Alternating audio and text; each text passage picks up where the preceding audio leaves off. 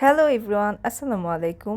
আজকে ডেকোরেশন করব খুবই সিম্পল একটা কেক, কিন্তু দেখতে অনেক সুন্দর। আর হচ্ছে এই টপারগুলো কালেক্ট করার অনেক বেশি ঝামেলা। সো এই তো আমি এখন এনিমি একটা থিম কেক রেডি করছি। আর এই থিম কেক করার কোনো আইডিয়া আমার নাই, কারণ আমি এই এনিমি কার্টুন বা এটা কি আমি সেটাও জানি না ঠিকভাবে, সেটাও আমি জানি না।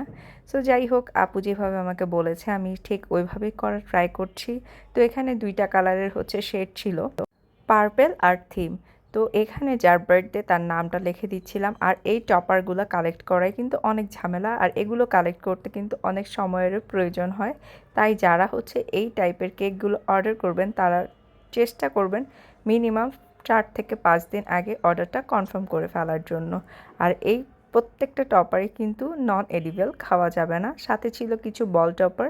আর এই চপারগুলো হয়তো বা কাগজের দেখতে পাচ্ছেন, কিন্তু এই চপারগুলো বানানোও কিন্তু অনেক বেশি কস্টলি, কারণ এই কাস্টমাইজ করে যার নাম তার দিয়ে টপারগুলো বানাতে হয়। আর এই কারণে এই কাস্টমাইজ লেখার যে টপারগুলো নেইমের, সেটা একটু বেশি প্রাইস হয়।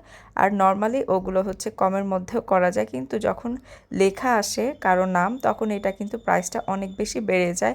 আর এখানে অনেকগুলো কিন্তু টপার অ্যাড করা হয়েছে, দেখতে মনে হচ্ছে খুবই কম, কিন্তু অনেকগুলো টপারই কিন্তু এখানে অ্যাড করা হয়েছে, যেই কারণে হচ্ছে কেকের প্রাইসটাও কিন্তু অনেক বেশি হয়ে গিয়েছিল।